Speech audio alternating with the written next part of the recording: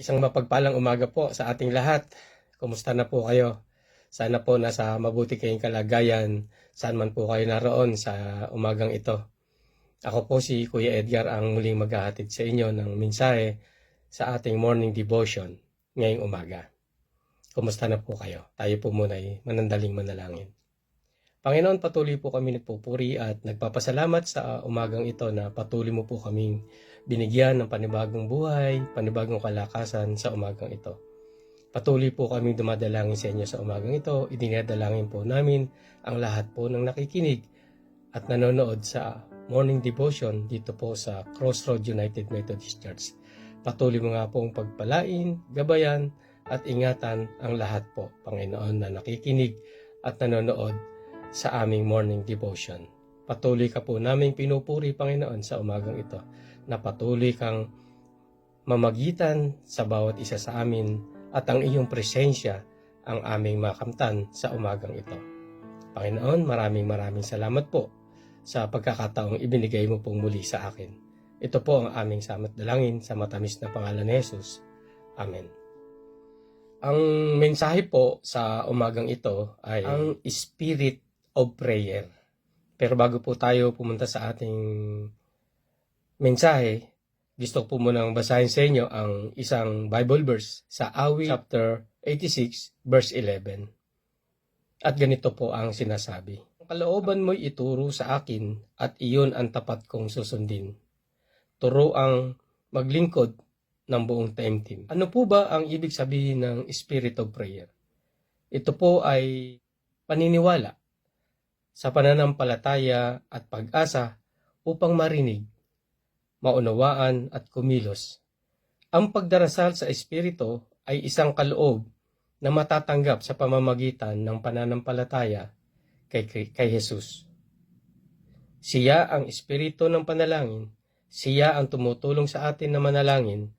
Ang lahat po ng ating ginagawa ay dapat sa pamamagitan ng Espiritu.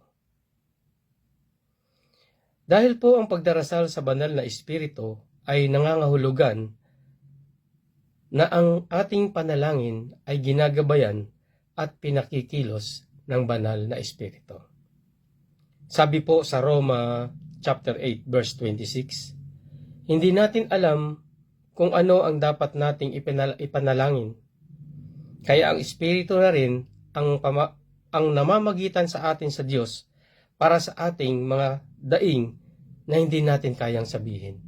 Kasi po minsan mga kapatid, meron tayong panalangin or minsan magsisimula tayong manalangin na hindi natin kayang simulan ang ating panalangin.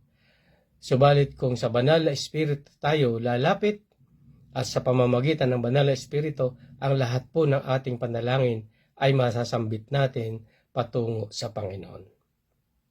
Kaya po dahil sa tulong ng banal na Espiritu, ang lahat ng ating panalangin ay dinidinig ng ating Panginoon. Kaya po mga kapatid, patuloy tayong manalangin sa banal na Espiritu na ang kalooban ng Diyos ang patuloy nating sundin. Kaya manalangin tayo na ang banal na Espiritu ang gumawa sa ating mga panalangin at maging sa pang-araw-araw nating buhay, ang banal na Espiritu ang ating makasama. Sapagkat ang banal na Espiritu ang siyang mag-guide sa atin anuman ang ating nais iparating sa ating Panginoon. At iiwan ko po sa inyo mga kapatid ang isang verse sa Efeso chapter 6 verse 18 at ganito po ang sinasabi: "Ang lahat ng ito ay gawin ninyo sa pamamagitan ng panalangin at pagsamo. Manalangin kayo sa lahat ng pagkakataon sa patnubay ng Espiritu, kaya't lagi kayong maging handa at patuloy na manalangin sa Panginoon." Tayo po ay manalangin. Panginoon, maraming salamat sa pagkakataong ito na muli mong ipinagkaloob sa amin ang mensahe mo po na ibinigay sa amin sa umagang ito.